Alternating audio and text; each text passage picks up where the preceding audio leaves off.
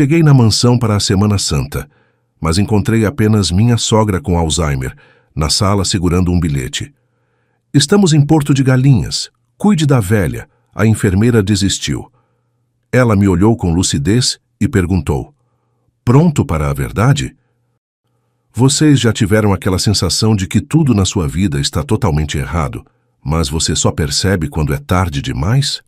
Foi assim que me senti naquela quinta-feira, véspera de feriado, quando cheguei na mansão da família da minha esposa em Alphaville. Carregando minha mochila surrada, a mesma que uso desde a faculdade de arquitetura, eu ainda não sabia que aquela Semana Santa seria o marco zero da minha vida. Oi, cheguei, Patrícia, tem alguém em casa? Minha voz ecoou pela sala de pé direito duplo que eu mesmo projetei, mas que nunca senti como minha. Uma música clássica tocava baixinho no andar de cima. Enquanto subia as escadas de mármore importado, notei que a casa estava com aquele silêncio estranho, como se guardasse segredos. E acredite, guardava mesmo. Como eu fui tão cego durante esses 5 anos. No corredor, encontrei minha sogra, Dona Teresa, na poltrona vitoriana que ela tanto amava, olhando fixamente para o jardim. Dona Teresa, a senhora está bem? Cadê todo mundo? Ela virou lentamente a cabeça, com aquele olhar perdido que desenvolveu nos últimos meses desde o diagnóstico de Alzheimer. Balbuciou algo incompreensível e voltou a olhar o jardim. Pobrezinha, pensei. Na mesa ao lado dela, havia um bilhete com a letra caprichada e impessoal de Patrícia. Fomos para Porto de Galinhas. Cuide da velha. A enfermeira pediu demissão. Voltamos segunda. Beijos, Patrícia. Quem abandona uma senhora com Alzheimer na Semana Santa? Pior ainda, quem deixa um bilhete tão frio como se estivesse pedindo para aguar as plantas. Fiquei olhando aquele pedaço de papel, tentando entender o que aconteceu com aquela mulher por quem eu tinha me apaixonado na faculdade. Enquanto guardava o bilhete no bolso, ouvi a porta da frente fechar. Estranho, eu tinha certeza que a tinha fechado. Foi quando Dona Teresa levantou o rosto e seus olhos, antes nublados, me encararam com uma lucidez que me arrepiou. Vamos conversar de verdade agora, meu filho. Dona Teresa? Dei um passo para trás, quase derrubando o vaso chinês caríssimo que Patrícia sempre fazia questão de me lembrar que foi um presente da avó dela. Minha sogra se endireitou na cadeira, seus ombros frágeis agora eretos, com uma postura que eu não via há meses. Não precisa fingir surpresa, João. Deixe-me perguntar uma coisa. Você realmente acredita que sua esposa e aquele bando de abutres foram passar a Semana Santa na praia sem nenhum motivo especial? A senhora não... Quer dizer, o Alzheimer. Eu gaguejava enquanto ela se levantava com uma agilidade impressionante e caminhava até a cozinha, fazendo sinal para que eu a seguisse. Abriu a geladeira e mostrou, praticamente vazia, exceto por um iogurte vencido e uma garrafa de água. Eles não deixaram comida decente. E olhe isso! Pegou um potinho de comprimidos. Substituídos por placebo, sua querida esposa tem diluído meus remédios há semanas. É assim que se trata uma mãe, João? Meu celular tocou. Era uma notificação do Instagram. Sim, até nisso Patrícia foi descuidada. Uma foto dela, bronzeada, com um drink colorido, abraçada a André, o suposto sócio da construtora. A legenda? Começando o feriadão com quem realmente importa. Senti meu estômago revirar. Dona Teresa olhou por cima do meu ombro e soltou uma risada seca. Agora entende por que comecei a fingir que estava perdendo a memória? Eles não tomam cuidado com o que falam na minha frente. Acham que não compreendo, que não registro nada. E você, meu querido genro, precisa saber de muita coisa ainda. Vá verificar seu extrato bancário. Agora. 120 mil reais. Todo o dinheiro que economizamos, que eu economizei, para dar entrada no nosso apartamento próprio, havia desaparecido. Uma transferência feita há 2 dias para uma conta que não reconheci. Minhas mãos tremiam enquanto eu descia as escadas de volta à cozinha, onde Dona Teresa preparava um chá com a tranquilidade de quem já viu aquele filme várias vezes. Eles me roubaram, Dona Teresa, como ela pôde? Eram nossas economias. As palavras saíram estranguladas, como se algo dentro de mim estivesse se quebrando. Aquela não era apenas nossa poupança. Era meu sonho de independência, de finalmente ter algo nosso, longe da influência sufocante da família dela. Sente-se, João. Temos muito o que conversar e pouco tempo. Ela empurrou uma xícara fumegante para mim e tirou de dentro da manga do seu cardigan um envelope pardo. Seu cafezinho com 2 gotas de leite como você gosta. Sim, eu presto atenção nessas coisas. O conteúdo do envelope eram exames médicos e um laudo com termos técnicos que eu conhecia bem demais. Meu pai tinha morrido de câncer quando eu estava no ensino médio. Metástase terminal. 6 a 8 semanas de vida. A senhora está... Não consegui terminar a frase. Teresa apenas assentiu, seus olhos castanhos transmitindo uma serenidade que eu jamais esquecerei. Estou morrendo, João, e quero morrer em paz, com dignidade. Mas aqueles que deveriam me amar decidiram que eu não mereço nem isso. Sabe o que significa a Semana Santa para mim? Sua voz falhou pela primeira vez. Sou católica desde pequena. Este deveria ser um momento de família, de reflexão. E o que eles fizeram? Me abandonaram com remédios falsos. Você realmente acha que conheceu Patrícia por acaso naquela batida de carro? Teresa serviu mais chá, enquanto eu processava suas palavras. Aquela coincidência em que ela bateu levemente na traseira do seu carro velho? A memória veio como um flash. Eu, recém-formado, dirigindo meu Uno 97 quando uma BMW me acerta levemente. A motorista? Uma Patrícia deslumbrante, em pânico teatral, pedindo 1000 desculpas. Como não aceitei seu dinheiro, ela insistiu em me pagar um café. Uma semana depois, estávamos namorando. Não, isso não pode ser. Mas no fundo eu já sabia. Teresa abriu uma gaveta e tirou um recorte de jornal empoeirado. Seu projeto na faculdade, lembra? Ganhou prêmio nacional. Saiu até no Estadão. Era verdade. Um conceito revolucionário de moradia sustentável que tinha chamado a atenção da imprensa.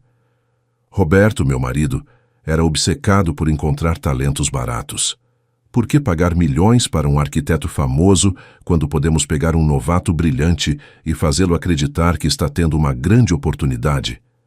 Senti meu mundo desmoronar. Todo o nosso relacionamento, nosso casamento, tudo tinha sido uma elaborada armação para explorar meu talento. Um relâmpago iluminou a biblioteca enquanto Teresa abria o cofre escondido atrás de uma edição antiga de Dom Casmurro. Suas mãos enrugadas tremiam, não sei se pela emoção ou pelo esforço. Dentro havia documentos, joias antigas e, para minha surpresa, um terço de ouro que brilhou quando ela o segurou contra a luz. Este terço pertenceu à minha avó. Ela me deu quando enfrentei o momento mais difícil da minha vida. Agora quero que você o tenha. Eu não posso aceitar, Teresa. É uma relíquia de família e... Ela interrompeu minha fala com um gesto firme. Este terço não é apenas um objeto religioso, João. É um lembrete de que, às vezes, a justiça também é uma forma de oração. Hesitei, sentindo o peso literal e metafórico daquele objeto em minhas mãos. Toda a minha vida fui o cara certinho, que segue as regras, que perdoa. Será que eu estava pronto para mudar isso? Ela pareceu ler meus pensamentos. Não é sobre vingança, é sobre corrigir erros. O telefone da casa tocou, cortando o momento como uma faca. Teresa fez sinal para que eu não atendesse, e a secretária eletrônica captou a mensagem. Era Rodrigo, o irmão de Patrícia. Mamãe, tá me ouvindo? Só ligando para lembrar o João de dar seu remedinho, tá? Você precisa tomar direitinho, senão fica confusa. Ha ha ha ha. A gente tá se divertindo muito aqui. Pena que você não pode vir, né? Mas ano que vem, quem sabe... Desliguei a secretária com tanta força que quase arranquei o fio da parede. A risada de Rodrigo, o tom infantilizado, como se falasse com uma criança, a crueldade casual. Apertei o terço com força, sentindo as contas douradas marcarem minha palma. Vamos fazer justiça, Teresa. E pela primeira vez desde que cheguei naquela casa, senti que estava tomando uma decisão verdadeiramente minha. Vocês já sentiram isso? Aquele momento em que finalmente deixamos de interpretar um papel e começamos a escrever nossa própria história? Na manhã seguinte, enquanto preparava um café da manhã decente para Teresa, ovos com torrada do jeito que ela gostava. Elaboramos nosso plano. Precisamos de ajuda legal, ela disse, mexendo cuidadosamente seu chá. Ligue para o Dr. Milton Prado. Ele é o único advogado em quem confio. Diga que é urgente. Fiz a ligação, surpreso quando o homem atendeu no primeiro toque e concordou em vir imediatamente, após eu mencionar o nome de Teresa. Comecei a fotografar tudo. A geladeira vazia, os remédios adulterados, o estado da casa. Eles vão dizer que estou delirando por causa do Alzheimer, Teresa comentou, enquanto ajustava seu colar de pérolas. Ela insistia em se vestir adequadamente, mesmo estando apenas comigo. Precisamos ser meticulosos. Dr. Milton chegou uma hora depois. Um senhor elegante de terno impecável e olhar perspicaz, que se transformou em pura indignação ao ver a situação. Dona Teresa, isto é absolutamente inaceitável. Estávamos discutindo os detalhes legais quando ouvimos o som de chaves na porta da frente. Trocamos olhares alarmados. Quem poderia ser? Patrícia tinha dito que voltariam apenas na segunda. Dr. Milton, por favor, espere na biblioteca, sussurrou Teresa rapidamente. O advogado mal teve tempo de se retirar quando Carolina, prima de Patrícia, entrou na cozinha com várias sacolas de supermercado. João, que surpresa te encontrar aqui. Vim trazer algumas coisas para a tia Teresa. Não acreditei quando soube que eles viajaram sem ela. Os olhos de Carolina se fixaram em Teresa, que imediatamente reassumiu seu papel de senhora confusa. Oh, querida, é você? Pensei que fosse a moça do correio. Enquanto Carolina arrumava as compras, eu observava suas reações desconfiado. Ela parecia genuinamente preocupada, mas naquela família, quem eu poderia realmente confiar? Teresa, porém, me surpreendeu com uma piscadela quase imperceptível quando Carolina se virou. Deixe-a ficar, murmurou tão baixo que mal pude ouvir. Ela pode ser útil, ou nos revelar mais do que imagina. Nos dias seguintes, Carolina se tornou presença constante na casa. Trazia comida, ajudava com a medicação correta de Teresa e até dormiu no quarto de hóspedes algumas noites. Não consigo acreditar que eles te deixaram sozinho com ela nesse estado, comentou, enquanto lavávamos a louça do jantar. Seu ombro ocasionalmente tocava o meu, um contato que me deixava estranhamente confortável. Patrícia sempre foi... Bem, digamos que ela nunca foi a pessoa mais atenciosa da família. Gradualmente, comecei a baixar minha guarda. Carolina me ouvia desabafar sobre meu casamento, sobre como me sentia invisível na empresa, apesar de meus projetos serem os mais lucrativos.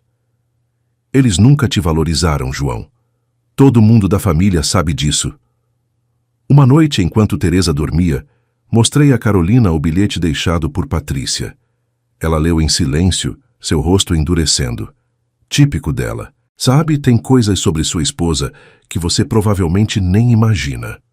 Numa quarta-feira à tarde, voltei de uma reunião com o Dr. Milton. Estávamos preparando toda a documentação necessária e encontrei a casa estranhamente silenciosa. Teresa tirava seu cochilo habitual, mas Carolina não estava na sala ou na cozinha. Subi as escadas silenciosamente e, ao passar pelo escritório, notei a porta entreaberta.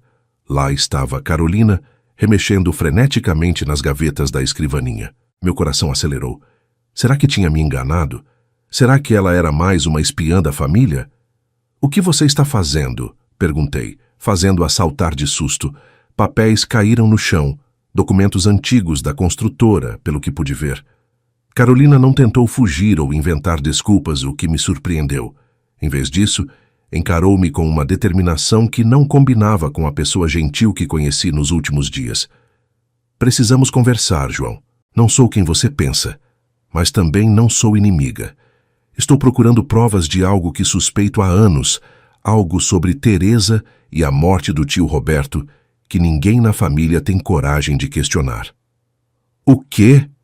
Fechei a porta do escritório, sentindo que aquela conversa precisava ser privada. Carolina se sentou na poltrona de couro, esfregando o rosto com as mãos. Você não acha estranho que um homem saudável como meu tio Roberto tenha morrido tão repentinamente de um ataque cardíaco? E que coincidentemente apenas Teresa estivesse em casa naquela noite. As insinuações dela me atingiram como um soco. Teresa, uma assassina? A mesma senhora frágil que me contava histórias de sua juventude enquanto tomávamos chá. Isso é absurdo, Carolina. Teresa pode ter seus segredos, mas ela não... Parei ao ver a expressão dela. O que você realmente sabe? Carolina tirou do bolso uma foto antiga, amarelada nas bordas. Mostrava uma Teresa mais jovem, com olheiras profundas, segurando duas meninas pequenas, Patrícia e sua irmã mais nova que morreu na adolescência. Olhe para os olhos dela, João. Este não é o olhar de uma esposa feliz. Este é o olhar de alguém que está no limite. Confuso e abalado, desci as escadas rapidamente e encontrei Teresa acordada, sentada na varanda observando o jardim. O céu estava carregado novamente, prometendo mais chuva. A Carolina está fazendo acusações sérias sobre você e seu marido. Falei sem rodeios mostrando a foto. Teresa a pegou com cuidado, seus dedos traçando os contornos das filhas pequenas.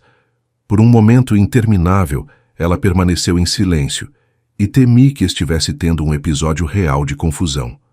Então ela levantou os olhos, tão lúcidos e penetrantes que me fizeram recuar. Então ela finalmente descobriu. A voz de Teresa era quase um sussurro. Sente-se, João. Há uma história que preciso contar, uma história que nunca contei a ninguém. Sobre um monstro que dormia na cama ao meu lado, sobre duas meninas indefesas, e sobre uma noite em que eu tive que fazer uma escolha terrível. As primeiras gotas de chuva começaram a cair lá fora, marcando o ritmo de uma confissão que mudaria para sempre minha percepção sobre justiça e perdão. E vocês? O que fariam no meu lugar? Continuariam ouvindo ou prefeririam permanecer na confortável ignorância? Roberto não era o homem que todos pensavam conhecer. A voz de Teresa tremia, mas seus olhos permaneciam secos. Lá fora, era o empresário respeitado, o pai dedicado. Aqui dentro, ela apontou para as paredes da casa como se pudessem testemunhar. Aqui ele era outra pessoa. Começou quando Patrícia tinha 9 anos. Eu notava algo estranho nos olhares, na forma como ele insistia em dar banho nela, em como ela começou a ficar quieta, retraída. Durante as semanas seguintes, nossa aliança se fortaleceu. Carolina, agora conhecendo toda a verdade, tornou-se parte integral do nosso plano.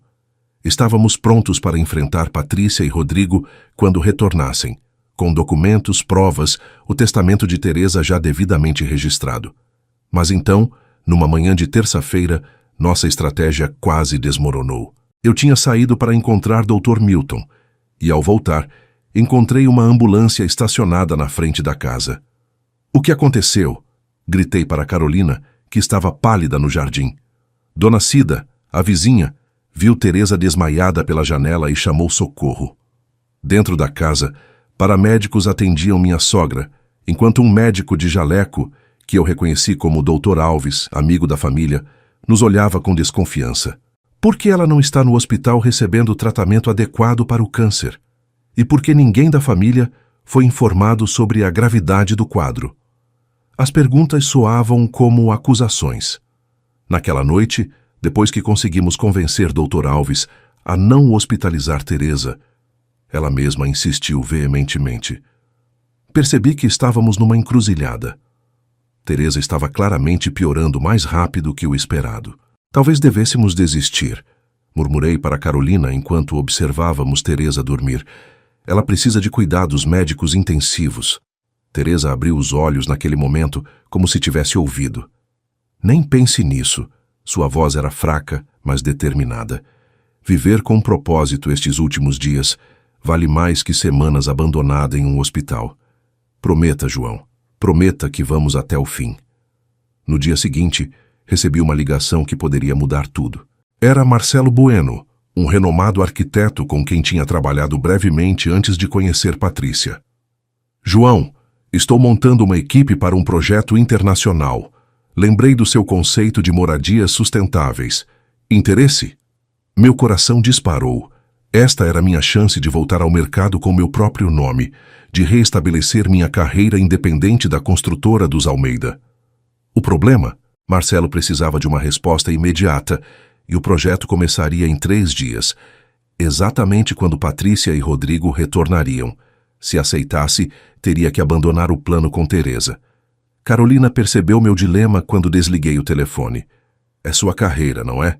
Assenti mudo. Passei a noite em claro, pesando minhas opções. De um lado, minha chance de recomeçar profissionalmente. Do outro, a promessa feita a uma mulher moribunda. A justiça que ela merecia. Na manhã seguinte, liguei para Marcelo. Sinto muito. Não vou poder participar. Quando desliguei, senti um misto de tristeza e libertação. Subi até o escritório e abri a gaveta onde guardava as plantas originais do meu projeto premiado da faculdade. Aquele que Patrícia reivindicava como inspiração dela. Peguei um isqueiro do bolso e, num gesto que simbolizava minha escolha irreversível, queimei lentamente cada folha numa lixeira de metal. Carolina me encontrou ainda observando as cinzas. O que você está fazendo? Sua voz era suave, sem julgamento. Queimando pontes, respondi simplesmente. Não posso mais voltar atrás. Ela se aproximou, sua mão repousando levemente em meu ombro. Sabe o que minha avó dizia? Que às vezes precisamos perder algo para ganhar algo maior. Assenti, tocando o terço no meu bolso. Aquele não era apenas um sacrifício profissional, era uma declaração de independência. Naquele momento, deixei de ser o João manipulado, o marido troféu, o arquiteto sem nome. E isso, paradoxalmente, me fez sentir mais livre do que jamais estive. Na sexta-feira, acordei sobressaltado com um barulho na cozinha. Encontrei Carolina e Teresa cercadas de ingredientes, flocão de milho espalhado pelo balcão. O que vocês... Teresa sorriu, o rosto iluminado como não via há dias. Estamos fazendo cuscuz, a receita da minha mãe, que ela preparava toda sexta-feira santa. Carolina me empurrou um avental. Vem ajudar, seu preguiçoso. Precisamos de alguém com músculos para mexer essa massa. Foi a manhã mais estranha e mais bonita que passei naquela casa. Entre instruções detalhadas de Teresa. Não, João. Mais queijo ralado. Minha mãe sempre dizia que o segredo está no queijo. E risadas quando eu deixava cair flocão no chão, me senti parte de uma família de verdade pela primeira vez desde que me mudei para São Paulo. Vocês já tiveram aquele momento em que pensam, então é assim que deveria ser? Pois é, foi exatamente isso que senti. Enquanto esperávamos o cuscuz assar, Teresa contou histórias da sua infância no interior da Bahia. Como fugia para nadar no rio contra a vontade dos pais, como conheceu Roberto num baile quando tinha apenas 16 anos, como sonhava em ser professora antes de se casar. Eu tinha outros planos, sabe? Queria estudar, viajar. A vida é engraçada. A gente pensa que tem tempo infinito para realizar sonhos, mas aí... Ela não terminou a frase, não precisava. Naquele momento, prometi a mim mesmo que, não importa o que acontecesse depois, eu não adiaria mais meus próprios sonhos. O cuscuz ficou pronto exatamente ao meio-dia, enchendo a casa com um aroma agradável e acolhedor. Teresa comeu apenas algumas colheradas, mas seu sorriso ao provar indicava que a receita tinha ficado perfeita. Depois, pediu para descansar um pouco. Ajudamo-na a subir para o quarto. Ela insistia em usar o dela, não o de hóspedes, para morrer em minha própria cama com minhas coisas. Enquanto Carolina organizava seus medicamentos, Teresa segurou meu braço com força surpreendente. O terço, João. Traga o terço. Corri para buscá-lo na biblioteca. Quando voltei, ela já estava deitada, respirando com dificuldade, mas serena. Coloquei o terço dourado entre seus dedos e ela começou a recitar uma prece antiga que eu não conhecia. O que eu não sabia, então, é que em poucas horas eu estaria repetindo aquela mesma prece para ela. Foi às 3 da tarde daquela sexta-feira santa que Teresa partiu. Um momento quase cinematográfico. Lá fora, o céu escureceu de repente, como se a natureza soubesse. Ela estava segurando o terço dourado com uma mão e a minha com a outra. Carolina tinha saído para buscar mais medicação para a dor, então éramos só nós dois. João, sussurrou ela, sua voz quase inaudível. Prometa que não vai deixar que eles saiam impunes, não por vingança, por justiça. Eu prometo, Teresa. Minha voz falhou. Como é possível sentir tanto por alguém que conheci de verdade por menos de uma semana? Ela apertou minha mão com uma força surpreendente para alguém tão frágil. Repita comigo: Nossa Senhora do Perpétuo Socorro. E assim, repetindo palavra por palavra, uma oração que nunca tinha ouvido antes, me despedi de uma das pessoas mais extraordinárias que já conheci. Quando Carolina voltou, encontrou-me ainda segurando a mão de Teresa, as contas douradas do terço entrelaçadas entre nossos dedos. Os próximos 2 dias foram um borrão de providências práticas. Dr. Milton apareceu imediatamente após minha ligação, trazendo consigo toda a documentação necessária para um velório discreto, mas digno.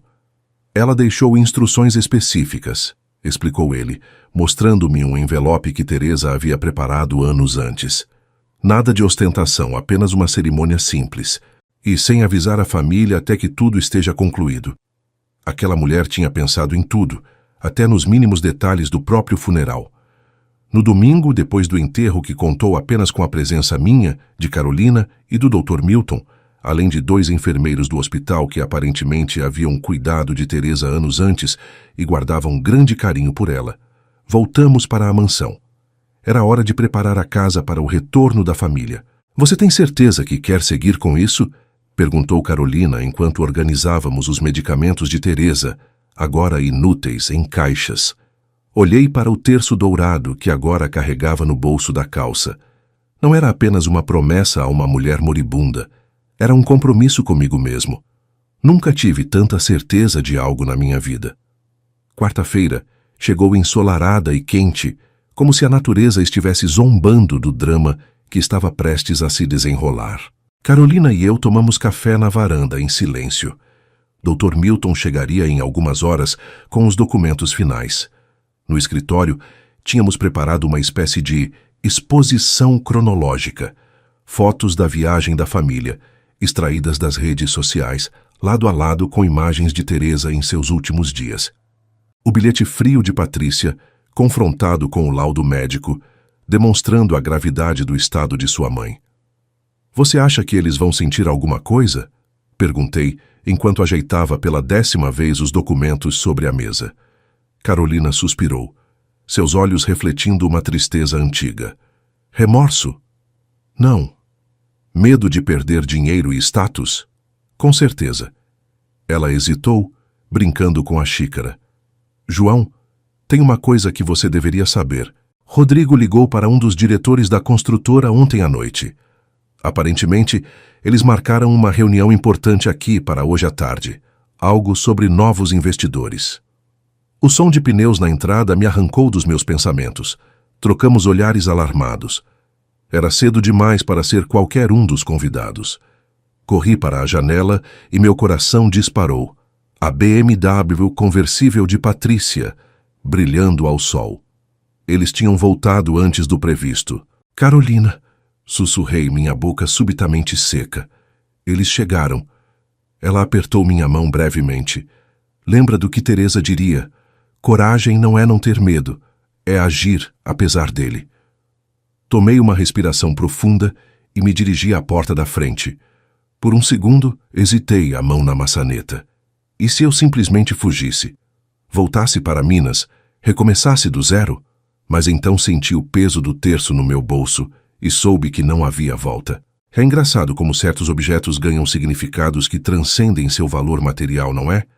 Joãozinho, que saudade! Patrícia entrou como um furacão, toda bronzeada e perfumada, jogando as malas no hall de entrada, como se esperasse que algum empregado as recolhesse. Atrás dela, Rodrigo carregava sacolas de compras de marcas caríssimas. Ambos pareciam ter saído de um catálogo de resort, com roupas leves e caras, óculos de sol de grife, sorrisos artificiais. Como foi com a mamãe? Deu muito trabalho? Patrícia perguntou enquanto verificava as mensagens no celular, sem realmente esperar uma resposta. Sua mãe morreu na Sexta-feira Santa, disse finalmente, cada palavra saindo como uma pedra. Por um segundo, literalmente um segundo, vi algo como dor nos olhos de Patrícia, mas logo foi substituído por outro sentimento. Raiva? Não. Cálculo. O quê? Como assim? Por que você não nos avisou? Meu Deus, o enterro... Ela não completou a frase, mas entendi. O enterro público, o evento social, as condolências, tudo perdido.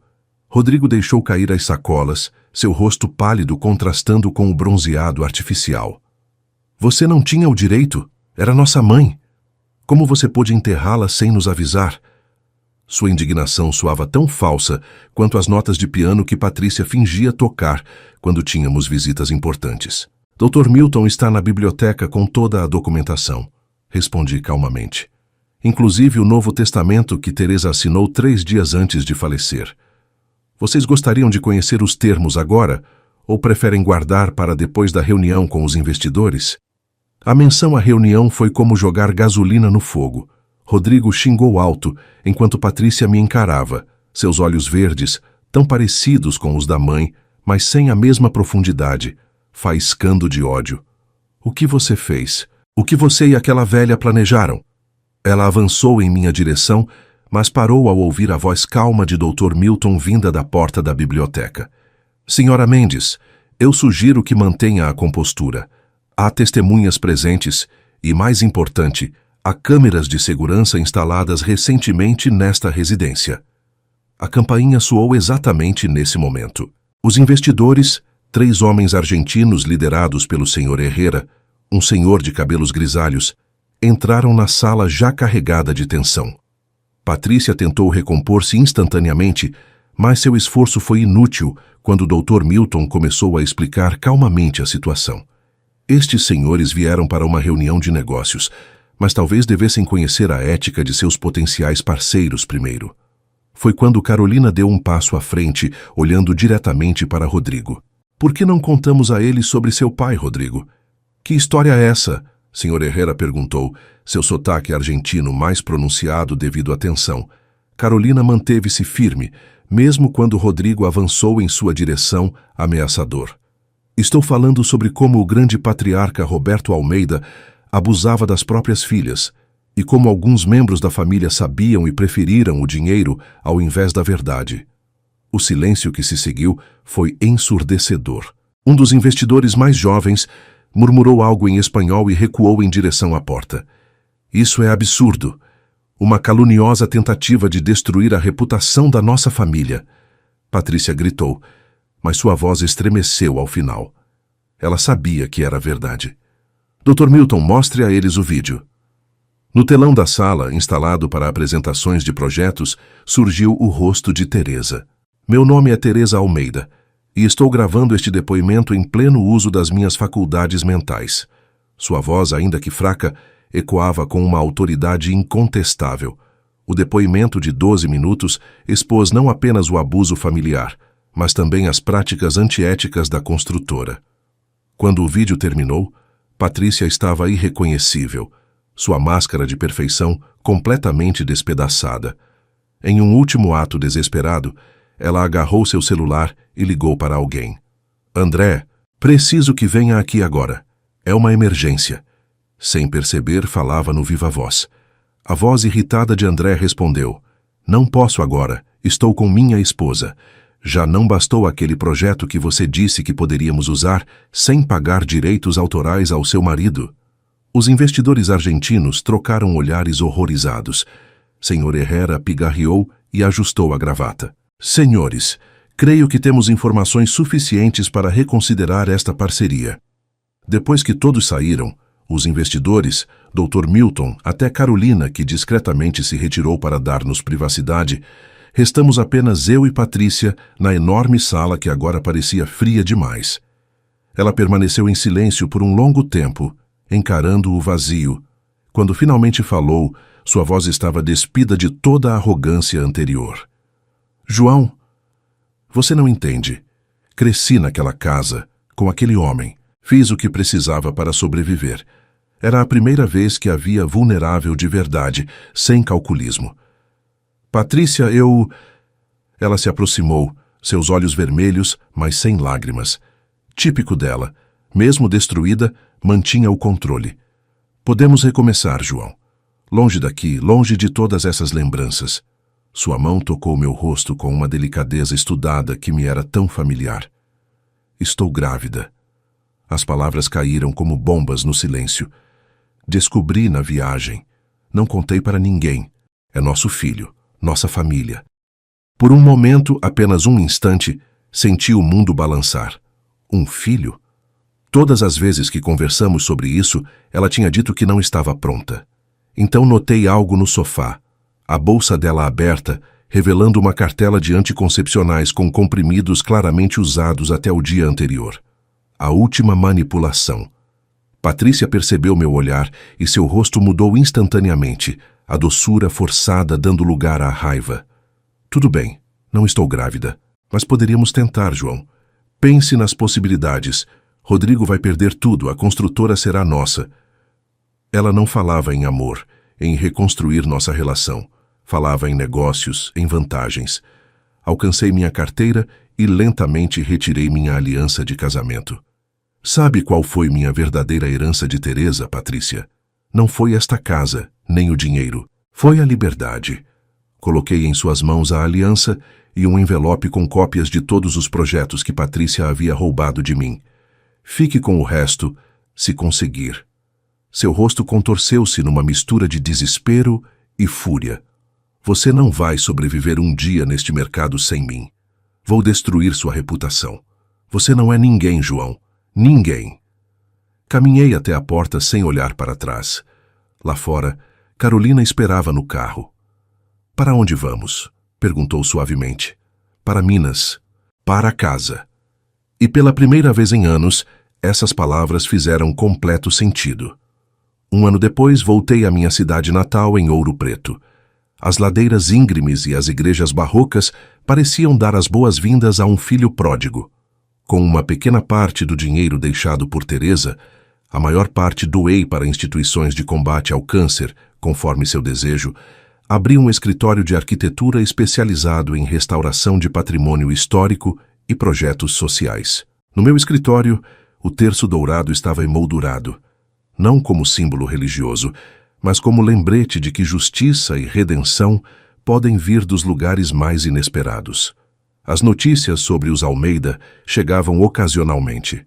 A construtora faliu após perder seus principais clientes e enfrentar processos por plágio de projetos arquitetônicos. Rodrigo mudou-se para o exterior, tentando escapar de acusações de fraude fiscal. Quanto a Patrícia, soube por Carolina, que se tornara uma amiga querida visitando-me regularmente, que ela tentava recomeçar em São Paulo, usando o pouco que restara da fortuna familiar. Às vezes me pergunto se ela finalmente encontrou alguma paz, se conseguiu se libertar dos fantasmas do pai. Mas essa é uma história que não me pertence mais. Numa tarde de Sexta-feira Santa, exatamente um ano após a morte de Teresa, visitei o pequeno cemitério onde a enterramos.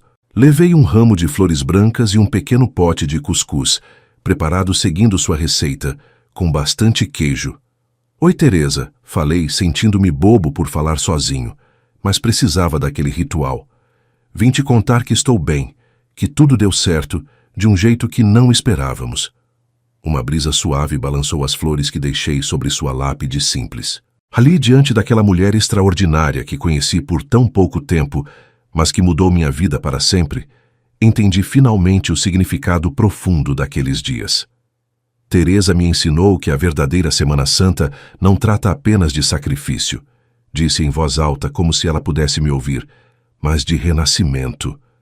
E enquanto caminhava de volta, sob o sol dourado de Minas Gerais, senti que finalmente estava em paz. Alguma coisa tinha morrido naquela semana. Meu casamento falso, minhas ilusões, meu medo de recomeçar. Mas algo muito mais valioso tinha nascido. Minha liberdade, minha autenticidade, minha capacidade de finalmente viver não como personagem de uma história escrita por outros, mas como autor da minha própria vida.